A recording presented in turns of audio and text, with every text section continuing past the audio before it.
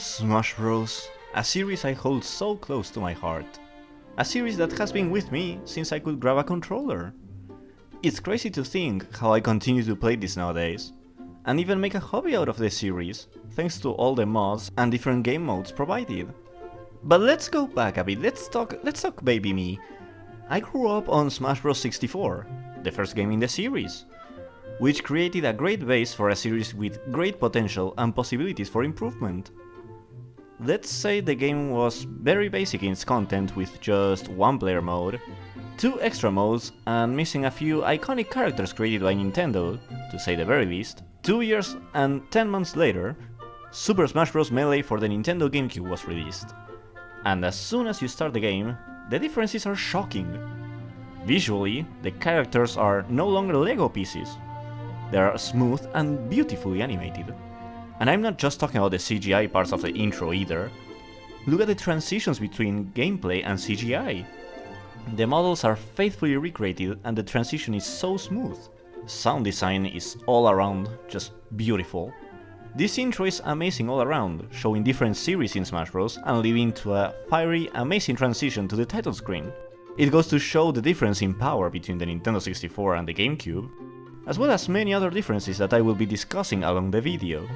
But this isn't just a 64 versus Melee comparison, don't you worry. I'll be looking into this game in detail, although at times I will be talking about the series as a whole. Gameplay will be an example of that. I must say, however, I won't get into competitive Melee too deeply, given that when you recommend a game, the focus is not on the competitive scene, rather in what is there as most people will play it. So let's dive into Smash Bros. Melee, starting with its menu. Now, at first glance, this still looks simplistic compared to the flaming logo from before, and if you allow me to head on to the sequels to this game, the title screens are stylish, detailed, they display this showmanship of the series. Obviously, this is far later than Melee's period, and with a lot more insight. You can argue it's not a fair comparison, but I bring it up in order to show how simple Melee looks at first glance. However, once you press start, the menu's music gets you pumped up to try this game out. And the menu itself is very clear with its options. Once you click into a particular section, the transition is far smoother and very improved from before. The background flashing, you can tell the improvements are incredible. The title screen was just a cover. The book is what matters. But enough from the menu, because who cares about that? Am I right, fellas? Let's go to the gameplay. Let's smash, bro. Yes, I know half the world did this joke by now. I know, I am aware. Nice. Good read. That jump back, you kind of can cover a lot of different things, but you kind of have to make a decision when you're in left shoes. If you're going to cover high or... Smash Bros. Is a fighting game with platforming components. What do I mean by this? Well, Smash Bros. Does not behave like fighting games prior to it. In your typical fighting game, you have a 2D perspective, with 2 characters fighting each other, dependent on combo moves, usually with no involvement from stages or external help, with the purpose of lowering each other's health to 0. Smash Bros, however, the goal is to defeat your opponents by launching them from the stage to a blast zone. The higher your percentage is, the farther and easier it is to get launched, costing them 1 life or stock, as the game calls it. How do you do this? Your means of attack are simple. Normal attacks, special attacks, and grabs. Normal attacks are done with the A button. It's your typical, simple, low damaging punches. These are the simplest to pull off, and by pressing over and over you lead to a jab sequence. Most of the time. Special attacks are performed with the B button. These attacks are a unique move to the character. Most of the time. And they are simple annoyances that don't lead to much damage or require time to perform. Most of the time. Again. Last but not least, as your means of attack, is the grab. Performed with the Z button or with the R plus A combination. Speaking of the R button, let's talk about defending yourself. You can jump away from damage, I'm not done with jumps yet, or shield yourself. But don't overuse your shield. Otherwise, this happens. And be extra careful if you are Jigglypuff. More on that later. Now, this sounds very simplistic, just two ways of attacking, a grab, moving around and shielding. Okay. Is that it? Oh no. That's where the analog stick comes in. Similar to other fighting games, the analog stick moves your character. However, when pushing the analog stick in any direction and pressing A, your normal attack becomes stronger. You can tilt the analog stick and you will perform tilt attacks. Slower than the standard A button, but they deal more damage and lead to combo potential in certain instances. If you hold the analog stick to its fullest, you'll perform a smash attack, which can now be charged compared to a Smash 64, where it was performed as soon as it was inputted. You can still do them this way by using the right C-stick, only in multiplayer for some reason. Here you can charge it for a few seconds to deal more damage. However, these attacks tend to be the slowest as a form of punishment, for the most part. The same thing happens with special attacks and shielding. When you hold the analog stick to a certain side, you perform a different special attack, mostly unique to each character. In case of shielding, by holding left or right you perform a roll, while holding down makes you dodge on the spot. Now this is all on the ground, but you will also experience a lot of playtime in the air, given that you will need to recover when launched off stage. Once you are in the air, you can also perform attacks. Normal attacks are different in the air than on the ground, while special attacks are the same. Dodging still works, but you will be unable to perform actions after it, as you will transition into Special Fall, a condition applied when trying to recover to the stage. I know this sounds complicated when being told by someone, but the controls are very simple once you play the game. It is very accessible and simple to comprehend with practice. And if you feel that's not enough, the game brings its own tutorial, which is very recommended personally. I invite you to watch the screen and you will see what I talk about. All the things done are performed with the inputs I mentioned just now. It is very simple, trust me. Now that the gameplay was explained, let's get into the characters you will be using in this Smash Bros. Iteration. I know nowadays Smash is considered the biggest crossover between Nintendo and third-party characters, and with a good reason. Just look at this roster. However, back in 2001 it was limited to just Nintendo characters. The roster has more than doubled since Smash 64, which featured 12 characters from all core Nintendo franchises. The roster back then felt very balanced. Not too many characters from one series, and showing the most iconic games at the time, created between the NES, SNES and Nintendo 64. Melee manages to do the same thing once again, both adding to existing series already in Smash Bros, as well as adding new series to the game. In terms of new characters, we get 13 new additions. From the Mario series we get Peach, Bowser and Dr. Mario. From the Zelda series we get Zelda, who can transform into her alter ego Sheik, like in Ocarina of Time, who brings a whole new moveset, Ganondorf and Young Link. From the Metroid series... Got him! From the Pokemon series, Mewtwo and Pichu are the newcomers. From the Star Fox series we get Falco, Fox's wingman and soon to become the most annoying character to fight against. And finally the new series to the Smash Bros. Party, Fire Emblem with Mort and Roy, which was an exclusive series to Japan, back in the day of course, and two retro characters, Ice Climbers and Mr. Game & Watch. The fact that Smash Bros. Was one of the key components to bring Fire Emblem to the rest of the world is crazy to think about. Given Melee's popularity, Fire Emblem was able to finally get out of Japan and get to the rest of the world, all thanks to these two characters being in Smash Bros. Nowadays people are a bit mixed on Fire Emblem given how oversaturated it is, but that's a story for another time. In terms of Ice Climbers and Game & Watch, these two were just locked in a vault of Nintendo's olden days. Particularly Game & Watch. The Ice Climbers were part of an NES game, but sadly Smash did not resurrect them like it did Fire Emblem or Kid Icarus, thanks to Smash Bros. Brawl in this case. Now the roster is very mixed, to be honest. Don't get me wrong, it's amazing that the bad guys of a few series also get love in the Smash Bros. Series. Bowser and Ganondorf are the start of iconic villains in gaming and in Smash Bros. And the chance that characters like Peach and Zelda, normally not playable characters in their own series, are playable somehow is very nice. However, 6 of the new 13 characters are clone characters. What does this mean? That these characters are borderline identical to another character. Fox to Falco, Marth to Roy, Pikachu to Pichu, Link to Young Link, Mario to Dr. Mario, and of course Captain Falcon and Ganondorf, because of course they are. Just look at them! Look! Although, to be fair, the clone characters are tweaked to make them a bit different to the source character.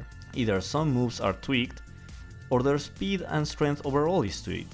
However, this leads to a whole new problem. Some clones are worthless when put next to the source characters. Let's take Pikachu and Pichu as an example, but you could also do something like this to Captain Falcon and Ganondorf, for example. And if you are a competitive player and you know what you're doing with these characters, you could do this with Marth and Roy as well. Sorry, let's go back. Pikachu and Pichu. Both seem identical in terms of moveset, right? They are. Except that Pichu takes self-damage for nearly half its moveset.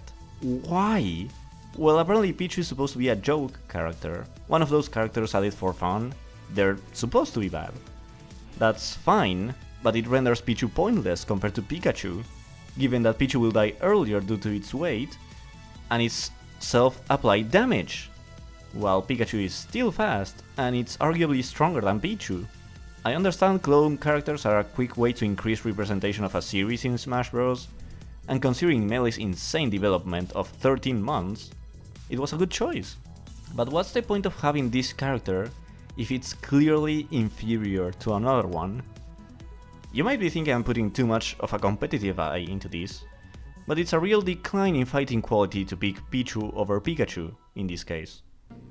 In terms of Ganondorf versus Falcon, Falcon has his forebear, the infamous knee, a powerful, easy to land move that kills instantly, while Ganon has a big but slow punch, as well as Ganondorf himself being very slow, one of the slowest characters in the game. You might remember me mentioning most of the time a lot a few minutes ago while talking about attacks. This is where Smash Bros. Sheer roster size comes into play. The characters are very unique outside of the clones I already talked about. Let's take someone like Luigi, my beautiful boy, my beautiful boy. Luigi is very beginner friendly in my opinion. His attacks do what you would expect. You hold up special, you'll go up. I know it sounds silly, but there are characters who don't work like this. Let's go to someone like Jigglypuff.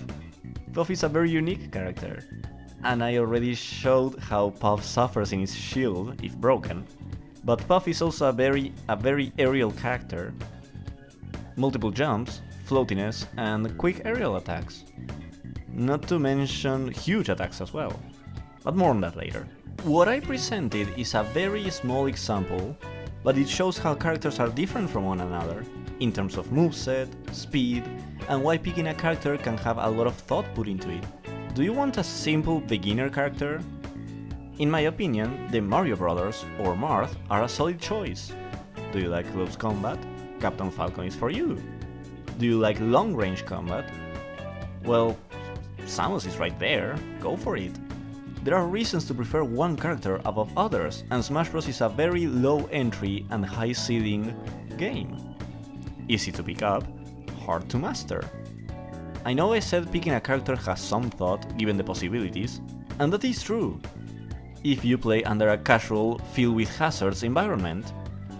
If it comes to a showdown with no items, characters can make a huge difference. Massive difference, I would say. Of course, skill still comes to play, but some characters are absurdly worse than others. Let's take someone like Bowser. He's supposed to be a heavy, a really solo character, but with a lot of damage and easy to kill power. However, he's so slow that he barely hits a character. Not to mention a lot of his moves are very short-ranged when in the heat of action. Now let's take someone like Fox, the best character in the game. He also is very strong. Not as strong as Bowser, but he is strong still. and he's also fast. He can recover easily back to the stage, he can combo characters easily, he has a projectile that allows quick damage, he has a reflector to protect himself from projectiles. You might be thinking, well Franzen, this only matters under the competitive scene. Not really. When you're playing the game, it's very easy to tell how high Fox can jump, how easy Fox can kill, how hard it is for Bowser to hit someone, how hard it is for Bowser to get out of combos, and the sheer chaos that causes. This lack of balance affects the game as a whole, not just competitive melee. Why are characters so different in terms of quality and viability? There are a lot of reasons that more skillful and knowledgeable people in the game and game design, and melee design in particular as a whole, can tell you. I, however, will bring up stuff that affects a lot of characters, as well as a few particular cases. But let's start with multi-hits. Multi-hits are attacks which peak performance depends on dealing smaller, weaker and combined hitboxes. They need to connect properly into each other to get the best performance that attack can perform. However, most likely due to Melee's quick development cycle, many multi-hits tend to miss, leaving the character performing the attack very punishable, under no fault of their own. They can be easily hit after doing the move and landing the move, but the move just doesn't work. That's the game's design's fault. Now let's talk about reverse hitboxes. What's that? When you get hit from right to left, where do you think you should fly to? Correct, to the left. However, given that some hitboxes are weird, this hit can send you the opposite way. You want more wonky hitboxes? Let's get more specific. Let's talk about a few characters. I will bring up Jigglypuff and Sheik to show what I mean. See this attack? This attack is a small hand. So why is the hitbox the size of Fox? Now Puff. See this little foot? This wonky foot? Why is it 3 times bigger than what the foot itself is? This makes no sense at all. You know what's worse than disjointed, reverse or malfunctioning hitboxes? Hitboxes not existing at all. Look at my boy! Look how they massacred my boy! Luigi's dash attack sucks! I know this is a thing since 64, but why 2 times? To my precious little lad, why? My precious boy! Again, you might think this only affects the competitive scene. And yeah, the competitive scene is the one that gets affected the most, of course. But it also affects any form of play. This is in the game. Don't get me wrong, it can be hilarious. But it is poorly crafted given that this is not how this should work. Characters should not be launched the opposite way, and characters should not have their attacks be 3 times the size than the body part they do it with. What's my point in bringing these examples? My point is the game had a very fast development, which shows how much they accomplished, as well as how much some stuff was messed up, and how this affects the choice of characters, how it nullifies characters and promotes others, which is why you see a few characters in the competitive scene, because those are viable and clearly superior, far superior. But still, in casual gameplay, in the context of most Smash Bros players, this doesn't matter much. However, it is still there, it still exists. That's my point. Now that I have established the characters and core gameplay, let's move into battles. Let's talk about the place in which these battles take place. The stages. Again, stages were doubled from the previous iteration, and they are all creative, hilarious, varied, and they encourage not only different fighting positions, but they encourage avoiding hazards as well. They bring hilarious entertainment to a single fight. It is both fight your opponent and use awareness to improve your combat. Despite it being a fighting game, Smash Bros is also a platformer. These stages combine the fighting and platforming expertly, and all series in Smash get the love here. Except Fire Emblem, sorry about that. But what if you want to add even more? You have items, as well as other customizable rules. Changing the rule set and item spawning was a thing in 64, However, you had to unlock this feature for some reason. Here it's from the start, thankfully, and the items quantity has increased incredibly.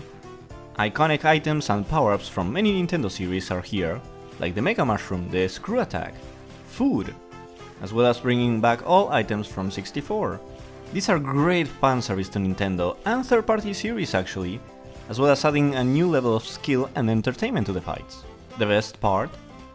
It's all up to the player. Do you like more skill and combat? Turn them off. Do you like crazy, annoying, and to be honest sometimes, RNG fighting? Turn those bad boys to high frequency and look at the stage get filled with bombs, Pokemons, shells, food, guns. This is the core of Smash Bros. This is what you will be playing at its core. This is what Smash Bros. Is, and it's very well constructed, and up to the player overall. It will always be entertaining, but this video is not only about Smash Bros.'s entertainment, this is analyzing the game as a whole, which is why I pointed out how characters are borderline pointless in some situations, how some hitboxes are poorly constructed and don't fulfill their purpose, how some characters are highly superior than others, and how Marth keeps grabbing me from 30 meters away. Now, Smash Bros. Is a game better enjoyed with friends. But what if you're like me and you don't have any friends? Haven't you all noticed all the gameplay had me in training mode or some static character? It gets lonely, guys. Anyway, what about the AI? How does the AI fight? To be honest, it's a mixed bag, especially after experiencing Project M's AI. But that's another topic. I'm not expecting the AI to behave like a professional, but I expect some level of competence. I'm not saying the AI overall is bad, I had my own sweaty tryharding moments against the level 9 CPU, but some of the AI is not competent at all while using the core features of Smash, like recovering to stage, or they decide to camp you out for some reason like a campy online Ultimate Young Link. However, the AI can pull its weight too, don't get me wrong. Look at this Pichu destroying me. It's Pichu. They can play around items, they understand the concept of teamwork. It can be good stuff. It's just a few anomalies, let's say. Would I recommend fighting against the AI as a beginner? Of course I would. Would I recommend fighting against the AI thinking this is how humans will play? Of course I would not. The AI will never be the same as the human interaction, due to each person playing their own way.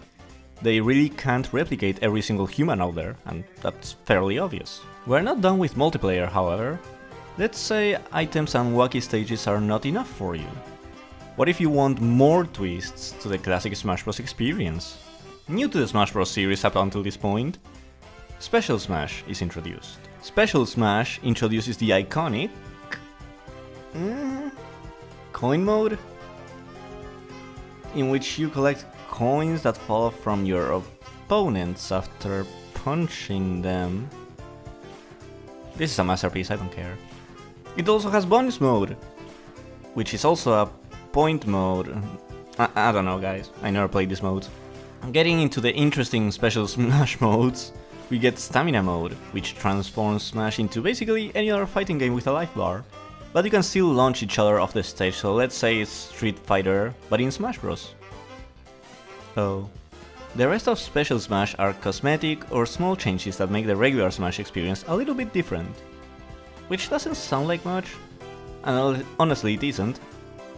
But it's a small refreshment, like being invisible, being metal, which makes you heavier and therefore harder to recover to stage. Small Smash, Big Smash, Camera Fix mode, no.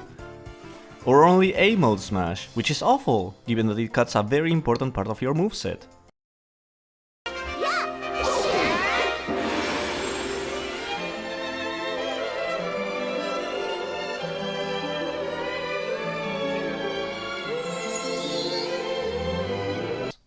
Now that I'm done explaining Smash as a core and its multiplayer aspect, I can move to the single player content.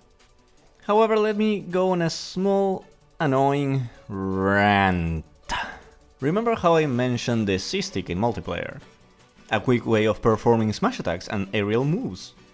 You cannot use this in single player because it moves the camera. What's the purpose of this camera? None. It makes no sense. Why would I want to cut off my vision from the stage? It is a small detail but really annoying. If you play multiplayer and switch to single player, the lack of C-stick will hit you harder than 10 trucks at a time. It's a needless change. But anyway, on to single player. In Smash Bros. 64, single player basically had 1P mode, now known as classic mode, a short repetitive mode in which you fought the roster, a giant DK, Metal Mario, played break the targets and board the platforms, you raced to the finish, and fought Master Hand. Melee brings classic mode back, with a more randomized feature, let's say. In 64 you always started fighting Link, but now you can start fighting anyone, as a small example. The fighters will not repeat. The giant fighters can be anyone, not just DK. The metal characters can be anyone, not just Mario. Break the targets also shows up again, as well as race to the finish. Although race to the finish can be played and finished in 3 seconds for some reason, you can also play collect the trophies. Finally, if you are playing under a certain difficulty and don't use continues, which means don't lose all your stocks, you fight Master Hand as usual, as well as the newly added Crazy Hand, a left hand, wackier than Master Hand with a new pattern and new attacks. Even both of them have combined attacks. But Master Hand isn't left in the dust. Oh no. Master Hand also has new attacks and a new pattern compared to 64. All in all, this classic mode was vastly improved from 64 thanks to the randomization. The desire of collecting trophies gives you a purpose to constantly play it, but Melee also has 3 single player modes: Adventure Mode, All-Star Mode once every character is unlocked, and Event Mode. Let's talk about Adventure Mode first, why not? Adventure Mode is a brand new mode, in which you run around different Nintendo worlds. This concept is amazing! If that's what it actually was! Let me explain. You go through a Mario world filled with Koopas and Goombas. Amazing. Wonderful. You fight DK twice, one smaller and one bigger. That's not amazing, that's just Smash. I know I'm playing Smash, but Adventure Mode looked different than Smash. You go through a Zelda dungeon, riddled with Zelda enemies and puzzles to trick you. Incredible. Amazing. You escape Brinstar? Great, that's fine. You race to the finish in F-Zero. More attention than what Nintendo gives the series nowadays. What about Kirby? What about Fire Emblem? What about the retro characters? What about Pokemon? Oh, those are just fights. You just fight in those series. There is a lot of wasted potential here. Not only is this mode repetitive, given that this is the same way it will carry out each time you play it, suffering the same thing 1P mode in 64 suffered, but it also is very disappointing that half the representation in Smash doesn't get its own world to run around like Mario, Zelda, F-Zero and Metroid did in this adventure mode. This is just more Smash. Where's the platforming an adventure of this caliber would have? Imagine the potential. Imagine, for example, a Mayan card section for Donkey Kong, based off Donkey Kong Country. Imagine carrying a Yoshi egg or some other character to the finish, like Yoshi's Island. Imagine getting to fight Kirby enemies. Imagine playing a match purely through Pokeballs. Oh wait, that's an event already. My point is, they had a good idea with Adventure Mode, and for what it is, it's good stuff. Yet it's repetitive and underwhelming considering what could have been, giving more fan service to other franchises as well, and giving more attention to the platforming components in Smash Bros. It could be more. It's good, but it can be better. All-Star Mode is basically a gauntlet in which you face the whole roster with 1 stock, and 3 fully healing hearts that do not respawn. There is some strategy to this mode actually, considering that you have to fight 24 characters, and you only get to heal 3 times, meaning you will go into some battles at high risk of dying. When do you heal? How much damage can you take? Do you think you can beat this character while heavily damaged? It's good fun, and it encourages a lot of strategy. Man, saying encourage is really hard for me. Event Mode, alongside All-Star and Special Smash, and Adventure Mode, and Trophies. Wow, this game really added a lot to Smash Bros, huh? Is a list of missions you perform through battling characters under certain conditions. There are 50 events total, and most of the missions force you into playing a character. You fight references in a series, event mode might just create their own imaginary concept, or you might just experience Luigi going to the doctor and getting beaten up while at it, just like my doctor does to me. Event mode is very entertaining and well crafted. It provides a lot of variety thanks to the fact that it forces you to play all the characters, and it imposes some fun challenges on you to make it more diverse. Also, you get to fight on trophies at times, which are obviously not normal stages, and that brings chaotic fun. I didn't know where to place this, given that it can be played with 2 people as well as single player. The game puts this in single player, but you can also play it with 2, so I don't know. Anyway, here we go. Melee also adds extra modes like Home Run Contest, Multi-Mine Melee, and all its easy and destructive variations, as well as the opportunity to play Break the Targets again. Home Run Contest has the characters beat the living hell out of a sandbag with ice, a Smash Bros. OC, and see how far you can make it. Piece of advice: use Yoshi. When performed properly, he can rack up the damage quite easily thanks to the multi-hits. This mode is just for quick fun. It's not something I would recommend Smash Bros. For, but it's good and addictive, trying to get better scores. It has that arcade feeling, you know? Multi-Man Melee consists of fighting these wired people and see if you can either beat them all, survive, or suffer huge pain from cruel melee. It's fine, it is Smash, but it makes you fight this no moveset Hulk, and it kind of loses its value after a while, especially when playing 15-minute mode. That's way too long.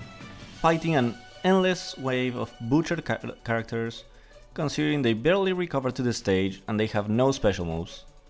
And they die fairly easily too. Just camp with Puff, flying around and you're good to go, to be honest. It's just too long, man. 3 minutes was enough. The last ride on our Smash Bros. Melee journey is trophies. Trophies are a brand new staple to the series, which was carried on and ultimately replaced by spirits in Smash Bros. Ultimate.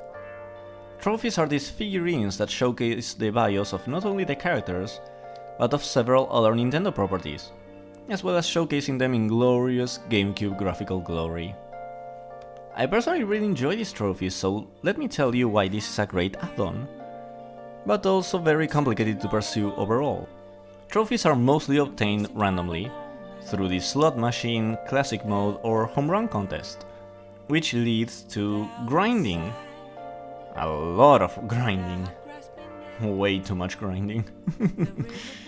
The completionist can feel you better on that subject, but the grind is real and annoying. Sure, trophies are something to work towards, that's great, but they are so random that at one point you get the same trophy over and over, and you might as well never get that last trophy you need. Not to mention that Smash Bros. Melee has one Pikmin trophy, which is obtainable by having a Pikmin file on your system, and the Japanese version of Melee has 3 extra trophies. So what gives? Still, trophy mode is a good addition, I would say. Reason being that it teaches the history of several series, as well as giving some nice figurines to look at. Grinding is a pain though, I wish it wasn't as random as it is. It's major, cementing his status as a top player. Yep, absolutely, dude. He's earned it. Leffen with 2 convincing victories over Armada at this tournament. There's no way I can talk about this game without at least bringing up the competitive scene. Most games that had a competitive scene end up dying or losing popularity when a sequel is released. Say Street Fighter 4 to Street Fighter 5. However, Melee was able to stay alive to this day, through dedication from the community. But what makes Melee so competitive viable? To be honest, I do think it's the engine's speed and the glitches, honestly. And it's fairly obvious that Melee is not the same as the rest of the Smash Bros. Games, especially Brawl. Just look at the sheer speed of these characters. Melee provides a lot of movement opportunities. However, there is a huge issue here, which is something I talked about earlier. Characters' viability. Some characters are just left in the dust by the top tiers, which leads to watching the same character over and over, and it can get a bit boring. Playstyles might be different, of course, given that it depends on each person and their strategies, but it's still Fox, Falco, Marth, Sheik, for the most part. Still, the competitive scene is developed way after the game's release. and there is still a strong push for that community to exist, which is a fight against Nintendo that I won't get into here given my lack of knowledge, and some other controversies surrounding the community I'll rather not mention and talk about because, again, I am not knowledgeable enough. But the competitive scene of Melee is very interesting, I do recommend giving it a watch. To end this video of uncertain length, to me at the very least, obviously you guys know, Smash Bros. Melee is a great game, filled with content, with characters unique to each other for the most part, mods that revolutionized Smash Bros. And keep existing to this day, getting either remixed or reused. Melee clearly was impactful for the series, and the creation of games similar to Smash, such as Rivals of Ether, which I also give a good recommendation, is really good. Melee still has worth in it. Melee still should be played. Melee is great, despite its flaws, despite some characters being borderline worthless, Pichu, despite messy hitboxes, and battlefield edges, why? It is a well-made game outside of these issues I discussed. So please, give it a shot. Nowadays it can be played online, which led me to one of the biggest changes in my life, so it will always hold a deep place in my heart, regardless of Wave Shining Fox, Kneeing Falcons, Downer Falcos, and some other annoying stuff you see online. Thank you for watching. If you enjoyed my silly voice, please subscribe, and I do beg that you stick around. This is my first critique ever. This is not what I tend to do in this place. You can see more on the channel, maybe I'll put some videos around. But Melee belongs in this place, as well as other games, but Melee, you will see a lot of Melee in this channel. So hopefully you enjoy it. Thank you once more.